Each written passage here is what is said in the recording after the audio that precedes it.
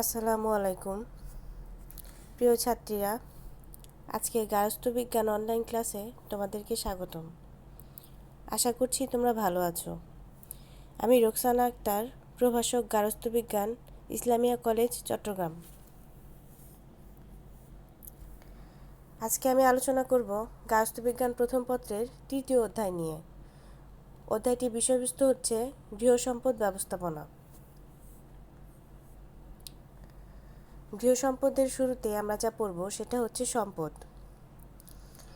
সম্পদ গৃহ ব্যবস্থাপনার মৌলিক উপকরণ। এটি আমাদের লক্ষ্য অর্জনে সহায়তা করে। প্রতিটি পরিবারেই সম্পদ থাকে। এই সম্পদ দ্বারাই পরিবারটি সুষ্ঠু ও সুন্দরভাবে পরিচালিত হয়ে থাকে। একটি নির্দিষ্ট লক্ষ্যে উপনীত হওয়ার জন্য একটি পরিবারের সবথেকে বড় সম্পদ হচ্ছে মানুষ, এবং মানুষের দ্বারা সংগৃহীত সামগ্রী হচ্ছে আরেকটি সম্পদ। এই সম্পদ দ্বারাই পরিবারটি সুষ্ঠু ও সুন্দরভাবে পরিচালিত হয়ে একটি নির্দিষ্ট লক্ষ্যে উপনীত হয়। সম্পদ সম্পর্কে বিভিন্ন ধরনের মনীষী বিভিন্ন ধরনের সংজ্ঞা দিয়েছেন।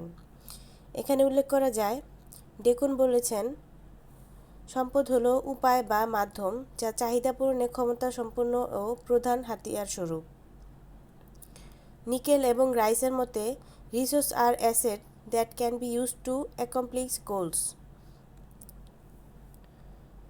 তাই আমরা বলতে পারি, যা ব্যবহার করে আমরা উপকৃত হই, যা আমাদের চাহিদা মেটাতে পারে, অভাব দূর করতে পারে, তাই সম্পদ।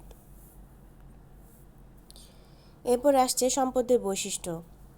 সম্পদে এখানে আমরা 5টি বৈশিষ্ট্য দেখতে পারি, যেমন উপযোগ, আয়ত্তাধীন, সীমাবদ্ধতা, পরস্পর পরিবর্তনশীল, পরিচালনযোগ্যতা। শুরুতে আলোচনা করব উপযোগ নিয়ে। মানুষের অভাব মোচনের যে ক্ষমতা রয়েছে তাই হচ্ছে উপযোগ। যে সকল দ্রব্য সামগ্রী উপযোগ আছে, মানুষ সেসব দ্রব্য সামগ্রী পেতে চায়, কারণ উপযোগ বিশিষ্ট দ্রব্য সামগ্রীর ব্যবহারের মাধ্যমেই মানুষ তার অভাব দূর করতে পারে। তাই পণ্য বা সম্পদের অন্যতম বৈশিষ্ট্য হচ্ছে উপযোগ। 4টি উপায়ে সম্পদের উপযোগিতা বৃদ্ধি করা যায়। স্থান পরিবর্তন করে সম্পদের উপযোগিতা বাড়ানো যায়। যেমন মাটির নিচে যে গ্যাস আছে তার কোনো উপযোগ নেই, কিন্তু এই গ্যাস যখন উত্তোলন করে পাইপলাইনের মাধ্যমে বাসাবাড়িতে সরবরাহ করা হয়, তখন গ্যাসের উপযোগিতা বেড়ে যায়। এরপরে আছে সময়ের উপর উপযোগিতা নির্ভর করে। বিশেষ সময়ে কোনো জিনিসের উপযোগিতা বেড়ে যায়, যেমন পরীক্ষার সময় কাগজ কলমের উপযোগিতা বৃদ্ধি পায়। এরপর রয়েছে আকার পরিবর্তন করে জিনিসের উপযোগিতা বৃদ্ধি করা যায়, যেমন স্বর্ণের টুকরা দিয়ে যখন গয়না তৈরি করা হয় বা কাঠ দিয়ে যখন আসবাব তৈরি করা হয়, তখনই স্বর্ণ বা কাঠের উপযোগিতা বৃদ্ধি পায়। এরপর রয়েছে চাহিদা। একটি সম্পদের চাহিদা যত বৃদ্ধি পায়, তার উপযোগিতা ততই বৃদ্ধি পায়। যেমন ক্ষুধা পেলে খাদ্যের চাহিদা বৃদ্ধি পায়, পিপাসা পেলে পানির চাহিদা বৃদ্ধি পায়। তবে চাহিদা পরিতৃপ্তি হলে ওই সময়ের জন্য সম্পদের উপযোগিতা হ্রাস পায়। এর পরবর্তীতে আছে আয়ত্তাধীন। সম্পদ আয়ত্তাধীন হতে হবে। আয়ত্তাধীন না হলে সে সম্পদ কোনো কাজে আসে না। যেমন ব্যাংকে গচ্ছিত অর্থ যদি প্রয়োজনের সময় উত্তোলনই না করা যায়, তবে অর্থের প্রয়োজনীয়তা কমে যায়। নিজের আত্মীয় স্বজনের যত সম্পদই থাকুক না কেন, প্রয়োজনের সময় যদি চাইলে না পাওয়া যায়, তাহলে নিজের প্রয়োজন আর মেটানো যায় না। অর্থাৎ সম্পদ দ্বারা নিজের চাহিদা মেটাতে হলে সম্পদ আয়ত্তাধীন হতে হবে। যেমন সম্পদ আয়ত্তাধীন হওয়ার জন্য সম্পদে কিছু বৈশিষ্ট্য থাকতে হবে, যেমন গুণাগুণ। জমির উর্বর হলে গুণাগুণ বৃদ্ধি পায়, ফসল বেশি উৎপন্ন হয়, ফলে মালিক লাভবান হয়। পরিমাণ, জমির পরিমাণ বেশি হলে বেশি ফসল উৎপাদন করা যায়। সীমাবদ্ধতা, সব মৌসুমে আবার সব ফসল উৎপাদন করা যায় না, সুতরাং জমি থাকলেও ফসলের মৌসুম না থাকলে ফসল উৎপাদন করা সম্ভব নয়। ব্যবহার, জমিতে একই সাথে ধান ও মাছ চাষ করে জমির ব্যবহারকে বহুগুণে বৃদ্ধি করা যায়। এর পরবর্তীতে রয়েছে সীমাবদ্ধতা সম্পদের অন্যতম প্রধান বৈশিষ্ট্য। সম্পদ গুণগত ও পরিমাণগত দিক থেকে সীমাবদ্ধ। সম্পদের সীমাবদ্ধতা স্থিতিস্থাপক। শক্তি গুণগত দিক থেকে আবার পরিমাণগত দিক থেকে সীমাবদ্ধ। সময় একটি সম্পদ, যা সীমাবদ্ধতা সর্বজনীন। সময়ের চাহিদা বা গুরুত্ব ব্যক্তি ও অবস্থা বিশেষে তারতম্য ঘটে। যেমন একজন গৃহিণীর চেয়ে চাকরিজীবীর সময়ের গুরুত্ব অনেক বেশি। আবার চাকরিজীবী যখন অবসরে যায় তখন তার কাছে সময় অফুরন্ত মনে হয়। তাই শক্তির সীমাবদ্ধতা ব্যক্তিবিশেষের তারতম্য ঘটে। পরস্পর পরিবর্তনশীল। সম্পদ পরস্পর পরিবর্তনশীল। পরস্পর পরিবর্তন বিভিন্নভাবে হতে পারে। যেমন বিকল্প ব্যবহার। বিকল্প বলতে একটি সম্পদের পরিবর্তে অন্য একটি সম্পদ ব্যবহার করা বোঝায়। যেমন চালের মূল্য বৃদ্ধি পেলে চালের পরিবর্তে আলু ব্যবহার করা হয়। পরিবেশ রক্ষার জন্য আমরা পলিথিনের পরিবর্তে কাগজ বা কাপড়ের ব্যাগ ব্যবহার করতে পারি। বিকল্প ব্যবহারের লক্ষণীয় বিষয় হচ্ছে বিকল্প ব্যবহারে কাছাকাছি গুণসম্পন্ন সম্পদ ব্যবহার করতে হবে। বিকল্প ব্যবহারে অতিরিক্ত সময়, শক্তি ও অর্থ যাতে ব্যবহার না হয় সেদিকে খেয়াল রাখতে হবে। বিকল্প ব্যবহার তৃপ্তিদায়ক হতে হবে। এরপর আসছে বহুবিধ ব্যবহার। একটি সম্পদকে বহুবিধ কাজে ব্যবহার করা যায়। যেমন সময়কে আমরা নানা ধরনের কাজে ব্যবহার করি। আবার খাবার টেবিলকে আমরা পড়াশোনা, গল্প করা, আলোচনা করা, কাপড় ইস্ত্রি করা ইত্যাদি বিভিন্ন কাজে ব্যবহার করতে পারি। এরপর রয়েছে বিনিময়। বিনিময় করে সম্পদের ব্যবহার বাড়ানো যায়। অর্থে বিনিময় মূল্য আছে। বিনিময়ের ক্ষেত্রে পরিতৃপ্তির বিষয়টিও খেয়াল রাখতে হবে। এরপর রয়েছে রূপান্তরযোগ্য। একটি সম্পদকে আরেকটি সম্পদে রূপান্তর করা যায়। রূপান্তর দ্বারা সম্পদের ব্যবহার ও তৃপ্তি বাড়ানো যায়। যেমন থান কাপড় দিয়ে পোশাক তৈরি করলে কাপড়ের পরিবর্তনশীলতা বৃদ্ধি পায়, কাপড়ের উপযোগিতাও বৃদ্ধি পায়। এরপর রয়েছে সৃষ্টি। সম্পদ সৃষ্টি করা যায়। অর্থ, সময়, শক্তি ব্যবহার করে বিদ্যা ও জ্ঞান অর্জন করে নিজেকে সম্পদে পরিণত করা যায়। পরস্পর নির্ভরশীলতা। সম্পদের আরেকটি বৈশিষ্ট্য পরস্পর নির্ভরশীলতা। একটি সম্পদ তখনই সম্পদে পরিণত হয় যখন তার সাথে সম্পর্কিত আনুষঙ্গিক বিষয়গুলোর সুষ্ঠু সংযোগ ঘটে। যেমন ঘরে আসবাবপত্র বিনাশের পরই ঘরটির উপযোগিতা বৃদ্ধি পায়। পরিচালনযোগ্যতা। সম্পদের সুষ্ঠু ব্যবহারকেই পরিচালনা বলা হয়। মানুষ সচেতন বা অবচেতনভাবে সম্পদ পরিচালনায় ব্যবস্থাপনার পদ্ধতি বা ধাপ অনুসরণ করে।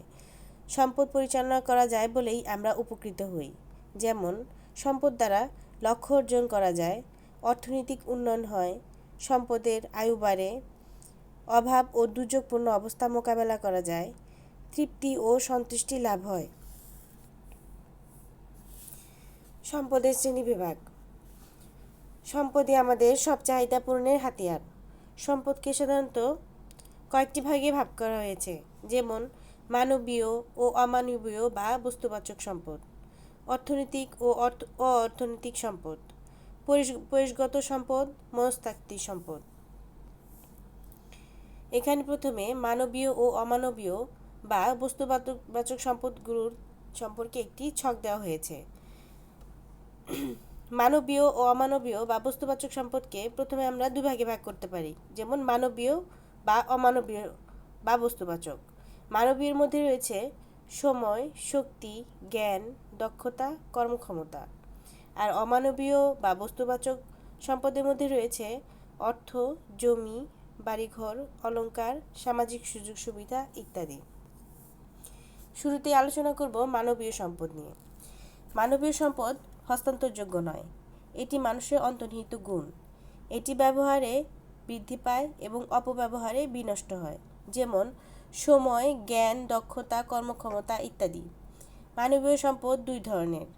যেমন ব্যক্তিগত সম্পদ, যা একমাত্র ব্যক্তির অধীন, ব্যক্তি অন্তর্নিহিত শক্তি, যেমন বিদ্যা, জ্ঞান, দক্ষতা ইত্যাদি। আবার আন্তঃব্যক্তিগত সম্পদ, দুই বা ততোধিক ব্যক্তির কাজের সমন্বয়ে গঠিত সম্পদই হচ্ছে আন্তঃব্যক্তিগত সম্পদ। যেমন চুক্তিপত্র, সহানুভূতিশীলতা, স্নেহ ভালোবাসা ইত্যাদি। এরপর রয়েছে মানবীয়, অমানবীয় বা বস্তুবাচক সম্পদের গুরুত্ব। মানবীয় বা অমানবীয় সম্পদের ক্ষেত্রে আমরা কিছু কিছু জিনিস রয়েছে যেগুলোর উপর ভিত্তি করে এই সম্পদের গুরুত্ব বৃদ্ধি করতে পারি। তার মধ্যে হচ্ছে শুরুতে রয়েছে জ্ঞান। জ্ঞানের মাধ্যমে আমরা মানবীয় বা অমানবীয় সম্পদের গুরুত্বটা বুঝতে পারি। সময়, সঠিক সময়ের ব্যবহার করে মানবীয় বা অমানবীয় সম্পদের গুরুত্ব বৃদ্ধি করা যায়। তেমনিভাবে সঠিকভাবে শক্তি প্রয়োগ করে দক্ষতা ও কর্মক্ষমতার সঠিক প্রয়োগের মাধ্যমে, অর্থ সঠিক ব্যবহারের মাধ্যমে বাড়িঘর, জমি, অলংকার ও সামাজিক সুযোগ সুবিধা ইত্যাদি অন্যান্য বিষয়সমূহ সঠিকভাবে ব্যবহারের মাধ্যমে আমরা মানবীয় ও অমানবীয় সম্পদের গুরুত্ব সম্পর্কে জানতে পারি। এরপর রয়েছে অর্থনৈতিক ও অর্থনৈতিক সম্পদ। অর্থনৈতিক সম্পদ কাকে বলে?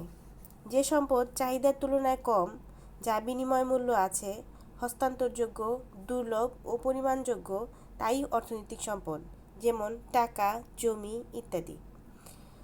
অর্থনৈতিক সম্পদ হচ্ছে এটি অবস্থার পরিপ্রেক্ষিতে শক্তি ও দৃঢ়তার সূত্র হিসেবে কাজ করে এবং অর্থনৈতিক সম্পদ অর্জনের পথকে সুগম করে, যেমন সময়, শক্তি, দক্ষতা ইত্যাদি। পরিবেশগত সম্পদ।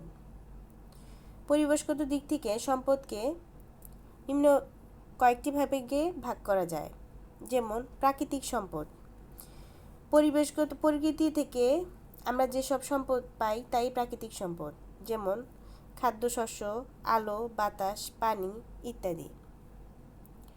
সামাজিক বা কাছের পরিবেশগত সম্পদ। সমাজ থেকে যেসব সুযোগ সুবিধা লাভ করা যায় তাই সামাজিক সম্পদ, যেমন স্কুল, কলেজ, মসজিদ, মন্দির, হাসপাতাল, বাজার ইত্যাদি। দূরের বা বৃহত্তর পরিবেশগত সম্পদ। রাষ্ট্রীয় ও আন্তর্জাতিক বিভিন্ন সুবিধা, যেমন উচ্চশিক্ষার সুবিধা, বৃত্তি, বৈদেশিক সাহায্য, চাকরির সুযোগ, প্রযুক্তিগত সুবিধা, রাজনৈতিক সুবিধা ইত্যাদি। এসব সুযোগ সুবিধা নির্ভর করে পরিবারের সদস্যদের লক্ষ্যসমূহের উপর। গৃহ বা সবচেয়ে নিকটতম পরিবেশগত সম্পদ। গৃহ পরিবেশ থেকে আমরা যেসব সম্পদ লাভ করি, যেমন পরিবারের সদস্যদের সহযোগিতা, স্নেহ ভালোবাসাপূর্ণ বন্ধন, সুষ্ঠু ব্যবস্থাপনা, মৌলিক চাহিদা পূরণ, গৃহস্থালির সরঞ্জাম, গৃহে উৎপাদিত বিভিন্ন পণ্য, যেমন ফলমূল, শাকসবজি, হাঁস মুরগি ইত্যাদি। মনস্তাত্ত্বিক সম্পদ। সম্পদ থেকে যে মানসিক তৃপ্তি লাভ করা যায় তাই মনস্তাত্ত্বিক সম্পদ, যেমন সংসার পরিচালনায় তৃপ্তি লাভ, চাকরি ক্ষেত্রে তৃপ্তি লাভ, সামাজিক সুযোগ সুবিধা ভোগ করে তৃপ্তি লাভ ইত্যাদি। পরিশেষে বলা যায়, সম্পদের শ্রেণীবিভাগ করা হয়েছে বিভিন্ন দৃষ্টিকোণ থেকে। বর্তমানে মানবীয় ও পরিবেশগত সম্পদকে বিশেষ গুরুত্ব দেওয়া হচ্ছে, কারণ উৎপাদন কর্মকাণ্ড চালাতে হলে এবং পরিতৃপ্তি বাড়াতে হলে মানবীয় সম্পদের বিকাশ ও পরিবেশগত সম্পদের সচেতনতা আবশ্যক।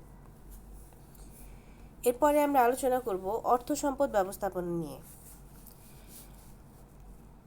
মানুষের জীবনে অর্থ খুবই গুরুত্বপূর্ণ ও অপরিহার্য বস্তুবাচক সম্পদ। মানুষ তার প্রয়োজন, চাহিদা বা অভাব অর্থ দ্বারাই পূরণ করে থাকে।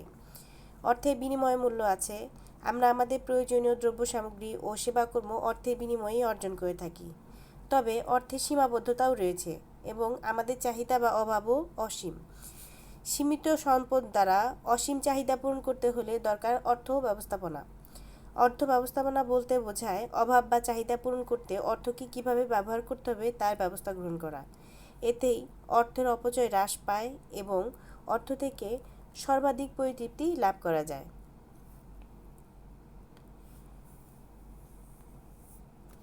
পরিবারের আয় ও ব্যয়ের প্রকারভেদ। শুরুতে আমরা এখানে একটি ছক দেখতে পাচ্ছি, যেখানে পরিবারের আয় সম্পর্কিত ধারণা দেওয়া আছে। পরিবারের আয়কে সাধারণত তিনটি ভাগে ভাগ করা হয়েছে, যেমন আর্থিক আয়, প্রকৃত আয়, মানসিক আয়। প্রকৃত আয়কে আবার দুই ভাগে ভাগ করা হয়েছে, অর্থাৎ প্রত্যক্ষ প্রকৃত আয় বা অপ্রত্যক্ষ বা পরোক্ষ প্রকৃত আয়। শুরুতেই আসছে আর্থিক আয়। আয় বলতে অর্থ বা টাকা পয়সা উপার্জনকে বোঝায়, তবে আয় নগদ টাকা, ব্যাংক ড্রাফট বা চেকে হতে পারে। অর্থ গুরুত্বপূর্ণ মানবীয় বা বস্তুবাচক সম্পদ। মানুষের মৌলিক চাহিদাগুলো পূরণ করতে অর্থ বা টাকার প্রয়োজন হয়, কারণ অর্থের ক্রয় ক্ষমতা রয়েছে। অর্থের বিনিময়ে দ্রব্য ও সেবা ক্রয় করা যায়। অর্থ দ্বারা আমরা যে কাজগুলো সম্পাদন করি সেগুলো হচ্ছে বিনিময়, মূল্য পরিমাপ, ঋণ পরিশোধ, দান, সঞ্চয় ইত্যাদি। প্রকৃত আয়। প্রকৃত আয় পরিবারের নির্দিষ্ট সময়ে ভোগ্য দ্রব্য সামগ্রী ও সেবাকর্ম দ্বারা অর্জিত হয়। অর্থের প্রকৃত মূল্য বা মান প্রকাশ পায় এটি দ্বারা কী পরিমাণ দ্রব্য সেবা ক্রয় করা যায় তার উপর। বেতন বা মজুরি নির্ভর পরিবারের আয় নির্দিষ্ট, কিন্তু প্রকৃত আয় বাজার দরের উপর নির্ভর করে। উদাহরণস্বরূপ, বাজারে দ্রব্য সামগ্রীর দাম যদি বৃদ্ধি পায় এবং সে অনুযায়ী আর্থিক আয় যদি বৃদ্ধি না পায়, তবে পরিবার নির্দিষ্ট অর্থ দ্বারা আগের মতো দ্রব্য সামগ্রী ক্রয় করতে পারবে না। এক্ষেত্রে আর্থিক আয় একই থাকলেও প্রকৃত আয় হ্রাস পাবে। প্রকৃত আয় সাধারণত দুই প্রকার: প্রত্যক্ষ প্রকৃত আয় আর অপ্রত্যক্ষ প্রকৃত আয়। প্রত্যক্ষ প্রকৃত আয়গুলো হচ্ছে পরিবারের শ্রমের বিনিময়ে যে দ্রব্য সামগ্রী বা সেবাকর্ম লাভ করে তা প্রত্যক্ষ প্রকৃত আয়, যেমন বেতন, বাড়িতে উৎপাদিত শাকসবজি, হাঁস মুরগি, জামা কাপড় সেলাই বা ইস্ত্রি করা ইত্যাদি। অপ্রত্যক্ষ প্রকৃত আয় হচ্ছে আমরা অর্থের বিনিময়ে যে দ্রব্য বা সেবা অর্জন করি তার উপর পরোক্ষ প্রকৃত আয় নির্ভর করে। যেমন বাজারে দ্রব্য সামগ্রীর মূল্য যদি হ্রাস পায়, তবে আমরা অল্প অর্থ ব্যয়ে বেশি পরিমাণের দ্রব্য ক্রয় করতে পারি, এতে পরোক্ষ প্রকৃত আয় বৃদ্ধি পায়।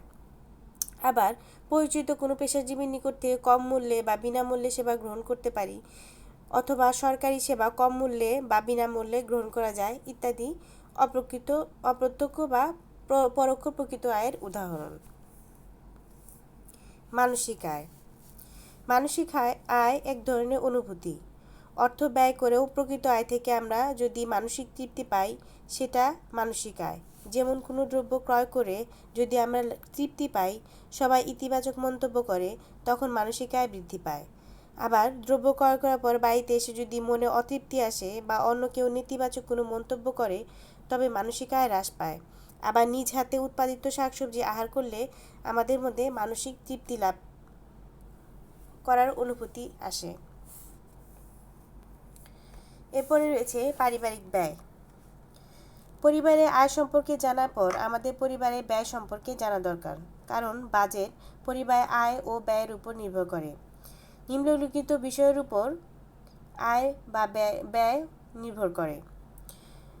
পরিবারের ব্যয় নির্ভর করার বিষয়গুলো হচ্ছে পরিবারের আয়। পরিবারের আয়ের উপর ব্যয় নির্ভর করে। পরিবারের আয় যদি কম হয় বা চাহিদা যদি বেশি থাকে, তবে সচেতনভাবে ব্যয় করতে হয়। এক্ষেত্রে অত্যাবশ্যকীয় চাহিদাগুলোকে গুরুত্ব দিতে হয়। পরিবারের লোক সংখ্যা। পরিবারের লোক সংখ্যা বেশি হলে অর্থ ব্যয় বেশি হয়, আবার লোক সংখ্যা কম হলে অর্থ ব্যয় কম হয়। তবে যদি লোক সংখ্যা বেশি ও আয়ও বেশি, অথবা লোক সংখ্যা কম এবং আয়ও কম, সেক্ষেত্রে মাথাপিছু ব্যয় প্রায় একই রকম হয়। বাসস্থান। বাসস্থানের অবস্থানের উপর ব্যয় নির্ভর করে। যেমন শহর এলাকায় বাসা ভাড়া ও জিনিসপত্রের দাম বেশি, আবার শহরের পাশে বা শহরতলিতে বাসা ভাড়াটা একটু কম। জীবনযাত্রার মান। জীবনযাত্রার মান বৃদ্ধি পেলে ব্যয় বৃদ্ধি পায়, আবার জীবনযাত্রার মান কম হলে ব্যয় কম হয়। বৃত্ত ও স্থানের উপর জীবনযাত্রার মান নির্ভর করে। ব্যক্তিগত অভ্যাস। দেশ বিদেশে ঘুরে বেড়ানো, নতুন নতুন বই ক্রয়, শৌখিন দ্রব্যাদি ক্রয়, পান খাওয়ার অভ্যাস ইত্যাদি কারণে ব্যয় বৃদ্ধি পায়। যাতায়াত। বাসস্থান থেকে কর্মস্থল বা শিক্ষা প্রতিষ্ঠান যদি দূরে হয়, তবে যাতায়াতে ব্যয় বেশি হয়। সামাজিকতা ও আমোদ প্রমোদ। সামাজিক বিভিন্ন উৎসব বা অনুষ্ঠানে যোগদান, ভ্রমণ, নৌবিহার, পিকনিক ইত্যাদি বিষয়ের উপর ব্যয় নির্ভর করে। পরিবারের মূল্যবোধ ও লক্ষ্য। অনেক পরিবার শিক্ষাকে বেশি মূল্য দেয়, আবার অনেক পরিবার আমোদ প্রমোদকে বেশি মূল্য দেয়, আবার অনেক পরিবার সঞ্চয়কে মূল্য দেয়।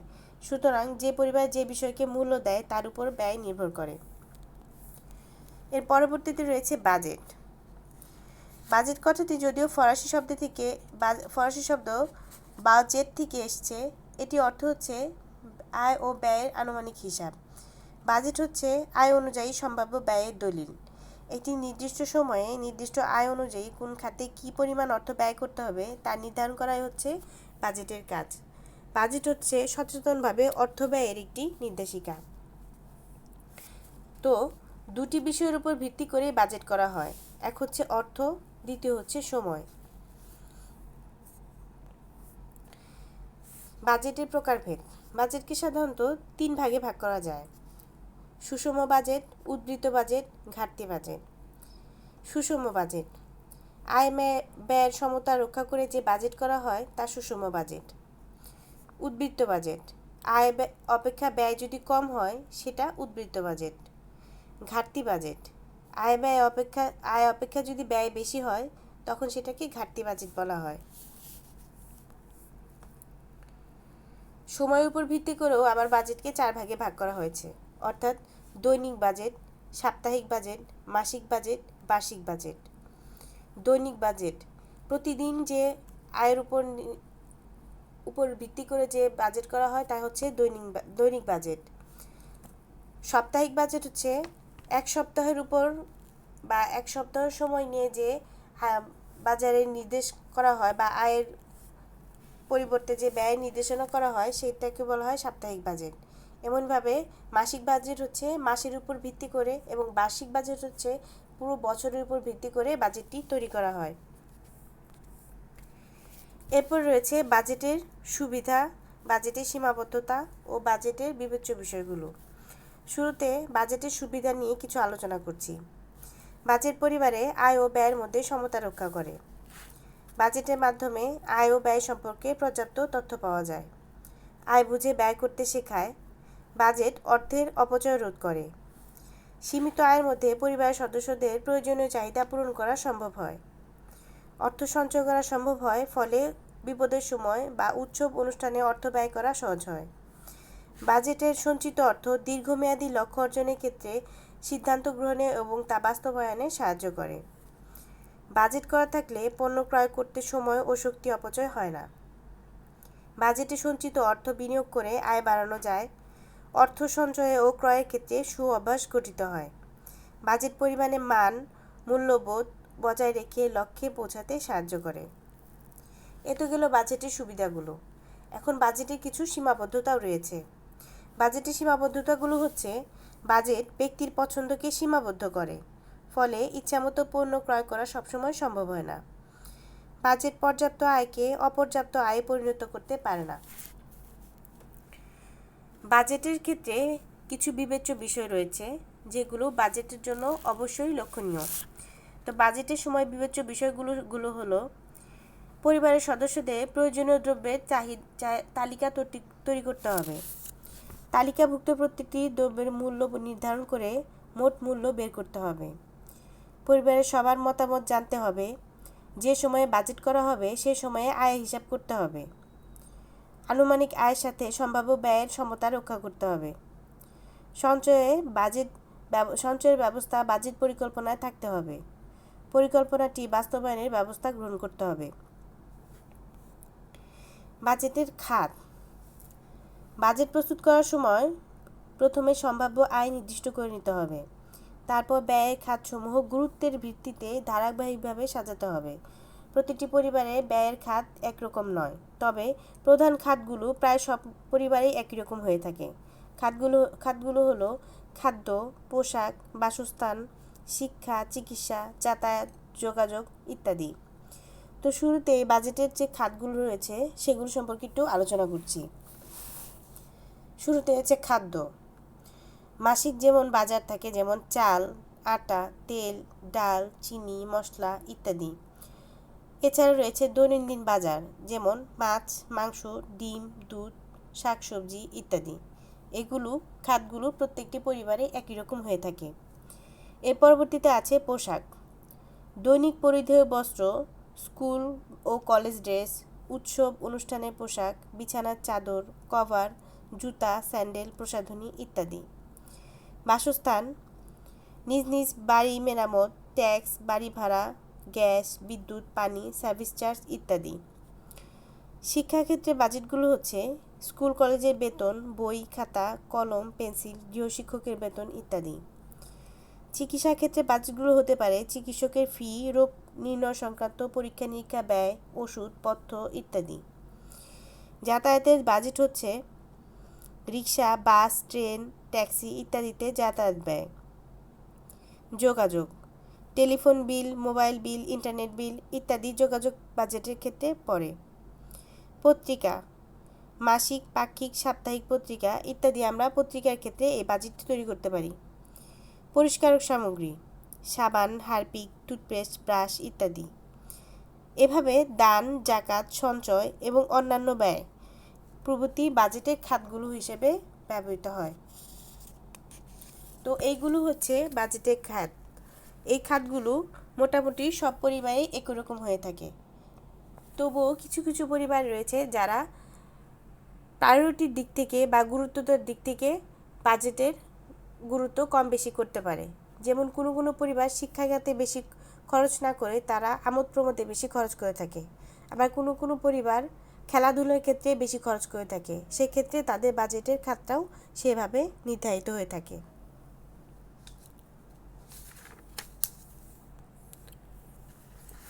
তো এই ছিল তোমাদের আজকের লেসন। এই অধ্যায় থেকে তোমরা গৃহ সম্পদ ব্যবস্থাপনা সম্পর্কে অত্যন্ত গুরুত্বপূর্ণ ধারণাগুলো লাভ করতে পারবে। আশা করি বই থেকে তোমরা আরও ভালোভাবে পড়ে আরও ভালোভাবে জেনে নিবে। আজকে এই পর্যন্তই। ভালো থেকো তোমরা। ধন্যবাদ।